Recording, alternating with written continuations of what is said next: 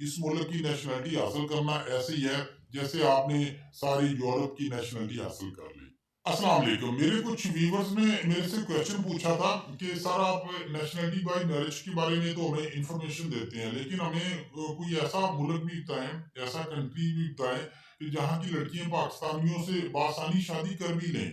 اور شادی کرنے کے بعد چاہے پاکستان میں رہیں، چاہے آپ ان لڑکیوں کے ساتھ جا کر وہاں کی نیشنلٹی حاصل کر لیں، اور اس کے بعد جتنی بھی سہولیات ہوں گی اس کنٹری کی طرف سے وہ آپ حاصل کر لیں۔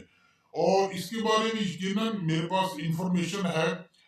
اور یہ کنٹری ایسا نہیں ہے کہ کوئی افریقہ کا ملک ہو یا کوئی ایشین ملک ہے، یہ ملک ہے یورپین کنٹری ہے، اور یہ ملک پاکستانیوں کے نزدیک اس لیے بڑا فیمس جانا جاتا ہے کہ یہاں کی لڑکیاں پاکستانیوں سے بآسانی شادی کر لیتی ہیں، پاکستانیوں سے، افغانیوں سے، انڈین، بنگلہ دیشی، مطلب اس ریجن کے جو لوگ ہوتے ہیں، آپ چاہے گوگل سرچ کر لیں، یوٹیوب سرچ کر لیں، فیس بک سرچ کر لیں، یورپ کی جس کنٹری کی لڑکیوں نے پاکستانیوں سے شادی کی ہے، یہ کنٹری تقریباً ان کنٹریز کی لسٹ میں ٹاپ پر آتا ہے کہ یہاں کی لڑکیوں نے پاکستانیوں سے، پاکستانی لڑکوں سے سب سے زیادہ شادی کی۔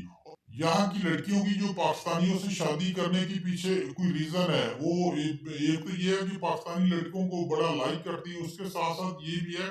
کہ اس کنٹری کا جو میرج سسٹم ہے وہ بڑا ویک ہے، بہت کمزور ہے۔ تو جو بڑی عمر کی جو لڑکیاں ہوتی ہیں، جو مطلب کہ عورتیں بن جاتی ہیں، عورت ہوتی ہے جو وومن ہوتی ہے، تو ان کو پھر وہ جو ان کے جو ہسبینڈ ہوتے ہیں وہ چھوڑ دیتے ہیں، وہ شادی نہیں کرتے، میرج نہیں کرتے، تو اس لیے وہ اپنا فیوچر سیو کرنے کے لیے اور اپنی جو بڑھاپا ہے اس کو سیو کرنے کے لیے وہ پھر پاکستانیوں کو، افغانیوں کو، انڈینز کو چوز کرتے ہیں۔ اس کنٹری میں یہ کلچر ویسے زیادہ ہے، جو یہاں کے جو کپل ہوتے ہیں وہ شادی نہیں کرتے، وہ ویسے ہی جیسے یورپ میں چلتا ہے کہ بغیر شادی کے، بغیر میرج کے وہ ریلیشن میں رہ رہے ہوتے ہیں، لیکن یہ ہے کہ وہ لڑکیاں، جو عورتیں جو ہی وہ 35 یا 40 پلس میں جاتی ہیں تو اس کے بعد ان کے جو پارٹنر ہوتے ہیں وہ ان کو چھوڑ دیتے ہیں۔ اس کے بعد وہ جو عورتیں ہوتی ہیں وہ پھر بے سہارا ہو جاتی ہیں، بے آسرا ہو جاتی ہیں، اس لیے اس کے پیچھے جو ریزن ہے